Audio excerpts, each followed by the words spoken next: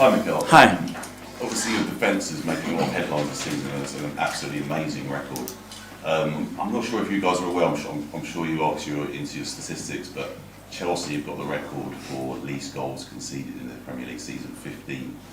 And Arsenal are well on course to beat that.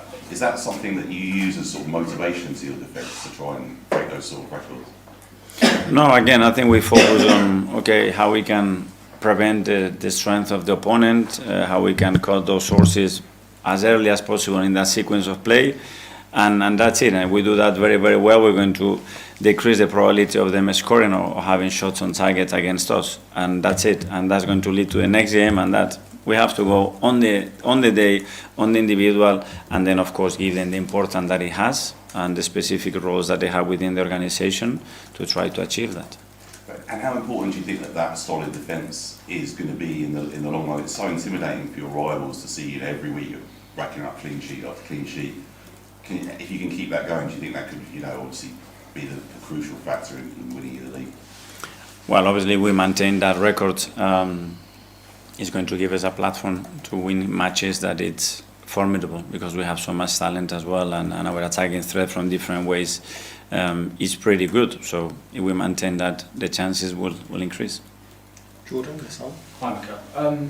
After the Brighton game, you said that this is the season you have to gamble in terms of rotation of players. Is that because you know that you can't afford to get to February, March, April with your players burnt out, with them needing rest then rather than now? Yeah, probably not the right word. It's probably do what I feel and trust that, and do what I think is the best for the team, because with any player we are not gambling. It's really we can gamble with certain players when I think it's a risk if they continue to play, but hopefully nothing has to happen if they don't get injured. But full trust the players, make sure that everybody feels part of it, are really fast probably with minutes, and from there they have to compete and have the right to play.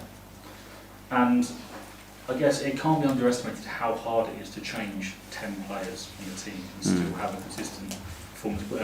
We saw big teams in midweek try to do that and not come off well. Like, just how hard is it to do that?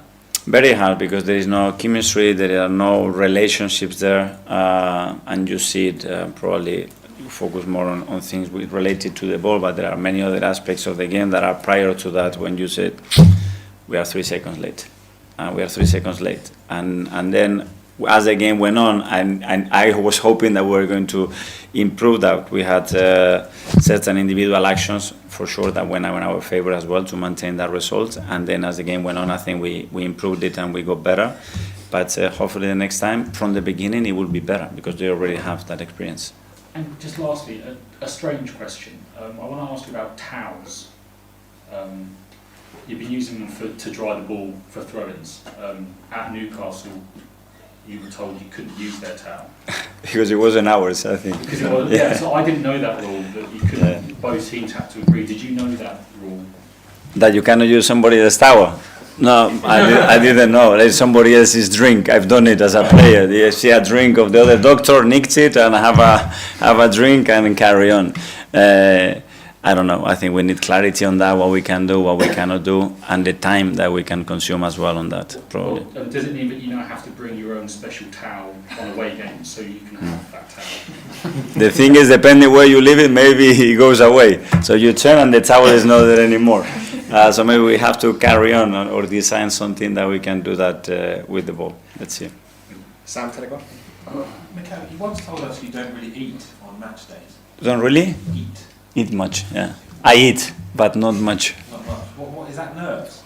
No, I think it's the appetite. But before training, something in the morning as well, I have a really light breakfast, and then once that's gone, it's better, and I can enjoy it, and I don't have that much time as well to exercise, so I need to look after myself. Okay. So it felt at the time, like you were saying, that you were sort of too stressed to eat on a game day.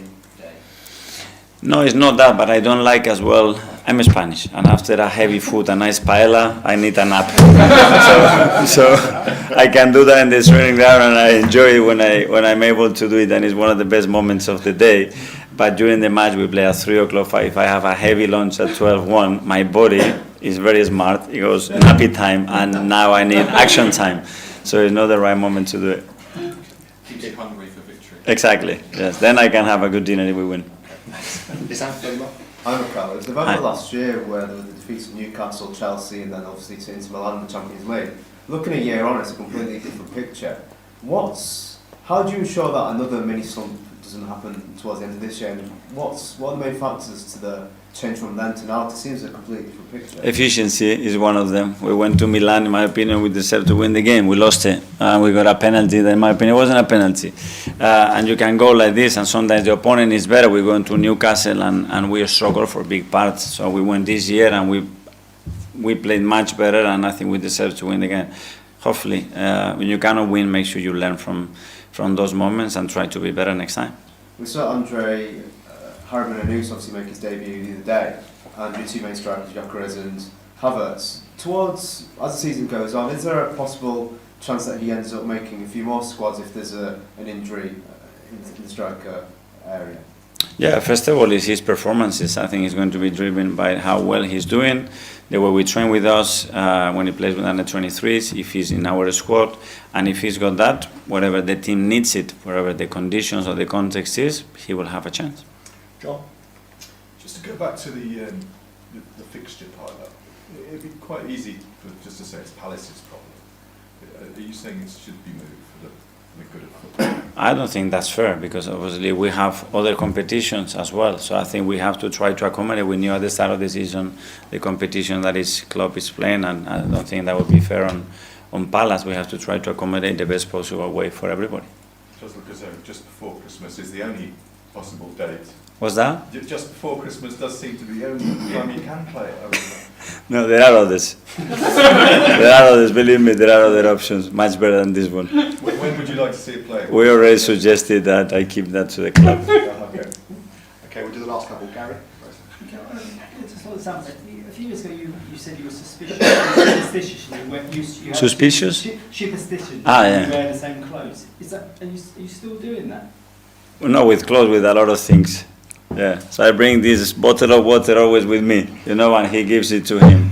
If we can have a big list, I don't know why I do it. Probably it's more a routine than anything else, but yeah. In the winning run? Not very useful, I would say. Nobody should learn those things. In the winning run? Huh? In the winning run? No, I think it's a protocol. I do it, and when I brought the ball, and we lost obviously many games as well and draw some, but it doesn't matter. It keeps me in my routine and focus on what I have to do. I don't know. And 10 seconds, I know you saw Josh the other week, but will you go to America in November like normal? I don't know what will happen in the break. Obviously, ownership was here. We spent some very good time with George and the board talking about different things, and they having a great feel as well, because obviously it was the NFL weekend as well with the Rams, and we discussed a lot of things, whatever they feel is necessary. Okay, finally, Daniel from Pictures. Hi, good morning, Mikel. You've spoken so many times how the fans are so important. You've had almost perfect October, and how do you keep the fans engaged when results eventually start to fluctuate, you may lose or draw games? Oh, that's what you need the most, isn't it? When things don't go your way, or when you need a push, or when you're having a result in that moment, that's the moment to do it. That's the moment to change the energy and to give support. And I'm sure when we need that, they're going to be there, because on Wednesday when we needed them, they were really there, and it was very encouraging to see the amount of people turn up for the Carabao Cup, and in the manner especially that they did it. Okay, guys, thanks very much. Thank you.